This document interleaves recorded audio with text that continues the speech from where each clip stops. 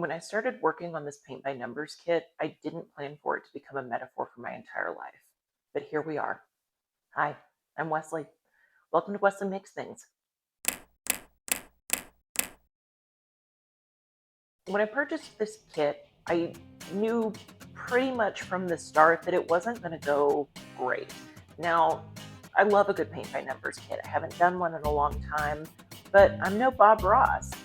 I need help. I need little sections that I can fill in with the paint so that I don't get lost in what I'm doing. There are some red flags though. Anytime you're buying a paint by numbers kit, the first warning sign that you might find is that it's super detailed.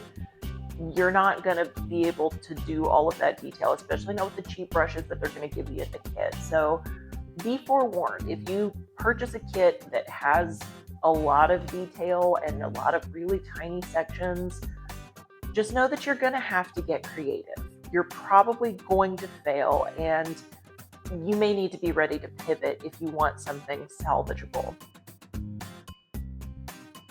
At some point, I realized there are two choices here. One, I can continue to try to figure out how to make this painting situation work. Or two, I could figure out another way to hopefully create art. I actually got really lucky when I purchased this kit. I bought it once, but they sent two of them to me. So that really came in handy when the first set of these paintings was a complete failure. So how does this paint by numbers kit relate to my life? Well, let's talk about having to pivot, shall we? I have spent most of my professional time in the social work space.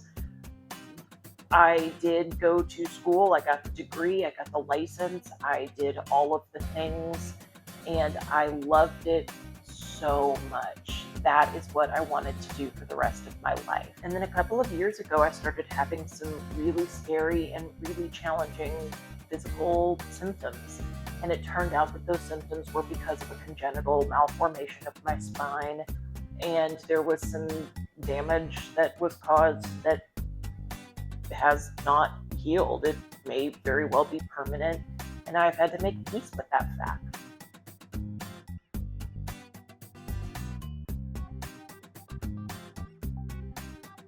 Physically, my body works different than it did just a few years ago. And unfortunately, even with surgery, which did heal well, I am doing better from that.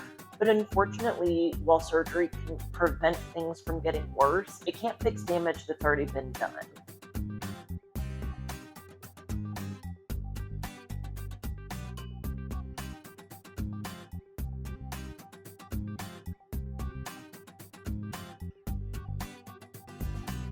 Does that mean that the time and money and effort that I put into getting that education and developing my skills in that area have been wasted because of this? No, I don't think so. Because now that I'm not physically in a position where I can go out into my community and practice social work anymore, guess what? I decided to start a YouTube channel. One of my hopes with it was to help build a community. I'll be completely honest, I've partially isolated myself in this whole medical process because I didn't want to drag people into something with me. And part of this channel is me trying to get out there and normalize, even just for myself, talking about my struggles and being honest about what's going on with me. And in addition to doing that, I am very much looking forward to discovering new ways to create, new ways to make things, and new artists and people that I can connect with. My desire to become a social worker was partially born out of a desire to connect. And that hasn't gone anywhere just because my body works differently now. It's pushed me into a different space to try to find that connection, and that's here on YouTube. The way I see it, all of these changes haven't taken anything from me. They've really just forced me to start looking at things a different way, looking at myself a different way. And I think that the dreams and the goals that I had before this served me during those times, and I can add on to them now that I'm in a position in life where it's time to make new goals and new dreams and find a new way forward.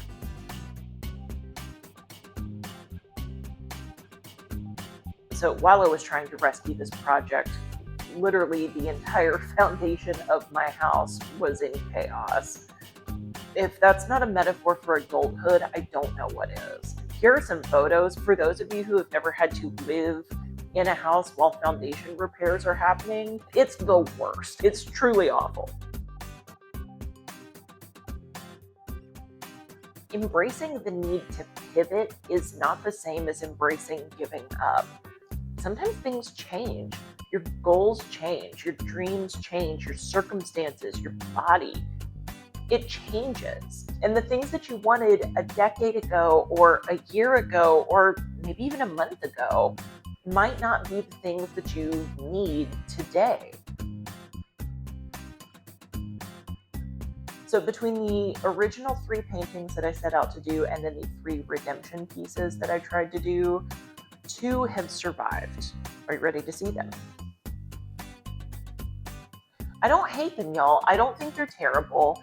Is it paint by numbers? Absolutely not. You saw how that turned out. Is it better than I would have been able to do on my own? Obviously, I don't have the ability to draw like this, so it did help in that regard. It was pretty similar to like a coloring book page at that point. So hey, fun idea. If that's something you want to try, I still don't recommend doing it with this kit, but you know, you can color a paint by numbers kit. It is an option. You don't have to stick with the colors and stuff that they give you. Create your own. Why not? Is this the art that I set out to make? Nope. I was hoping for 3 delightful matching pieces. But this is Plan B, and I'm not mad at it. Plan B is okay. I don't think that they're incredible art, but they'll have a home on my craft room wall once I can put stuff up on the walls again, once the floors are replaced because the foundation stuff's done. And I'm going to stop before I spiral. Thank you so much for joining me today. Please like, share, comment, subscribe, all the things. And as always, Jesus and I love you, Joe. Jesus and I love you too, Lise. Jesus and I love you. Later, y'all.